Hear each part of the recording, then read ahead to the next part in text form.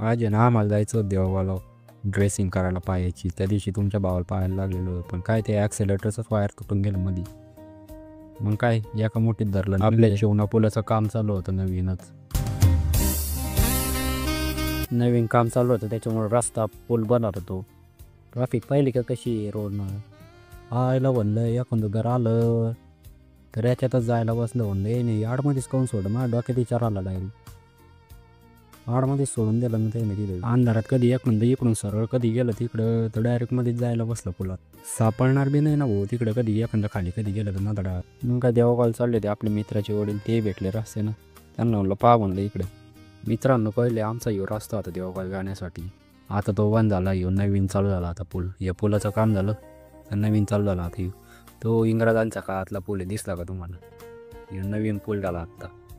किती दिवस टिकला इंग्रजांचा काळातला पूल. आत्ता लोक ते बी पण आत्ताच्या पुलाने टिकू शकत असे बरोबर. आता आपला ऋषी मामा भेटला तिकडं आडमध्येच. त्यानं तर आईला एका कापऱ्याला सोडून दिलं रस्त्याच्या कडाला आणि आमच्याकडं आलं पहिले भेटायला. तसं आम्ही युद्धाला चाललो होतो पुढं.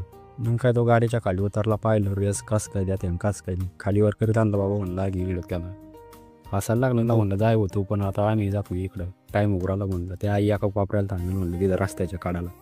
काय निघलं सनाटमध्ये. तिथून निघलो पुढं दिसली ना आपल्याला ठार. आयला म्हणलं आपले किती दिवस येतो ना असे ठारमध्ये हिंडायची. या बाबाने हायड्रोलिक कोण वर करून ठेवले. हे ट्रॅक्टर असं लाईनीत लावली. आयला म्हणलं आपल्याला तरी द्या एक ट्रॅक्टर. काय कशी तरी गाडी आणली तर पेट्रोलला म्हणलं द्यावं आमचं एवढं काम करून पहिले. त्यांच्या हातातून सटकलं वायर.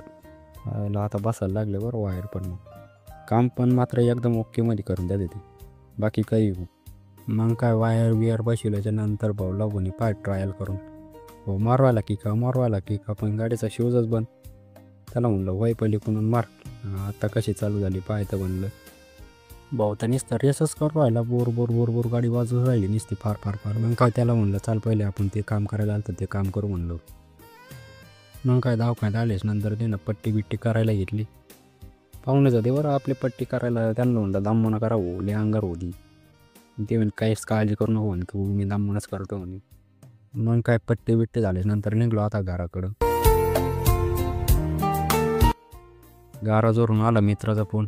तो म्हणे गाराजला या म्हणे मला भेटायला. अरे म्हणलं चला म्हणलो आपल्याला काय नुसतं इंडायचं लागतं. मग काय बोकरवाचा रस्ता त्याला सोडून नरला गाराजचा रस्ता म्हणून आम्ही गाराजमध्ये गेल्यावर त्याला फोन केला. त्याला म्हणलं आम्ही इथं आलो. तो म्हणजे 5 मिनटं थांब म्हणे मी आलोच तिथं. येऊस तर म्हणलं चला आता आपण वावडं चक्कर मारून म्हणलं भाऊच्या. इथं आल्याच्या नंतर अरे बा म्हणलं रस्ता आहे का काय म्हणलं हायवे डायरेक्ट. अजून तर पुढं तर रस्ता असं म्हणलं रस्ता काय रस्त्याची या तुमच्या भावायला सवयच म्हणून जायला अशा रस्त्यानं यायची. वावरात जायचं म्हणलं असाच रस्ता जातो. मग पुढं होती रिक्षा उभा. आलं म्हणलं का रिक्षातच घ्यायला तो गाडी सर्व. पुढं तर खरंच बाबा काय रस्ता आहे रे हो.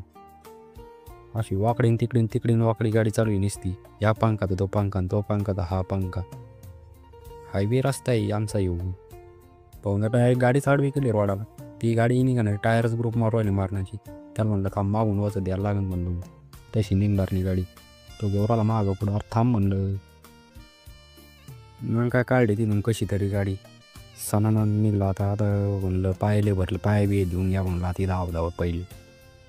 काय बी धुतले नंतर घरून यायला फोन म्हणे लिंब तोडून आणा. आयला म्हणलं ते लिंबाच्या झाडाला मारण्याचे काटे म्हणलं कसे तोडावं म्हणलं आता. चला म्हणलं तोडू एक लिंबू. तो पाहिला कसा लिंबू दाखवतो. भलतं जेव्हा आलं तर लिंब तोडायचं म्हणलं काय आता घरून फोनच येईल सांगेल घरून. मग काय लिंब तोडले बकेटवर दाखवू राहिला फोन. निघलं मग तिथून मी त्याला म्हणलं घरातून आणि एखादं पिसड लिंब टाकायला बाबा. हे बकेटीत काय कुठे घेऊन जातो लोक असतील म्हणलं आपल्याला सगळी काय चाललेलं याच्यात. मग पण लिंब टाकले. घराकडे निघलो ना अरे बा म्हणजे चिखल एक काय पूर्ण आमच्या मागायशी 7:30 गेले. डंपरात तोडून टाकलं आम्ही आता. पहिले गाडीचं काम केलं तिकडं आता पुन्हा करायचं म्हणलं. आता तर लय वडे खाणार भाऊ घरी जाऊ. लोक सगळे आमच्याकडेच पोरले. आमच्या तवाबडाकडे नेमकी कुठून आले नेमकी आणणार तर ठरलेच लोक. कारण आमचे पायच अशी चिखलानं भरेल होते. काय करतील मग. आईला भाऊ म्हणे इकडं पाय. अरे म्हणलं तिकडं पाहायचं ना आता आपण जाऊ म्हणलं इकडंच कुठं. मी आता आलो ऋषी मामाकडे. ऋषी मामा म्हणे लाडू चिवडा खाऊन जा म्हणे दिवाळीचा. मग लाडू चिवडा खाल्ल्याच्या नंतर आलो पाणी बिणी खायला नदीत. इतकं पाणी पाहून म्हणलं ना एखादी डुबकी पाण्यात पण आपल्याला काही पाहता येत नाही काय नाही इकडं वाचायला कोण नाही म्हणलं एकदा कधी खाली गेलं तर. पाणी बिणी पाहिल्याच्या नंतर म्हणलं आता चला घरी करू नको एवढं. कसं वाटलं मित्रांनो आमचा आजचा ब्लॉग.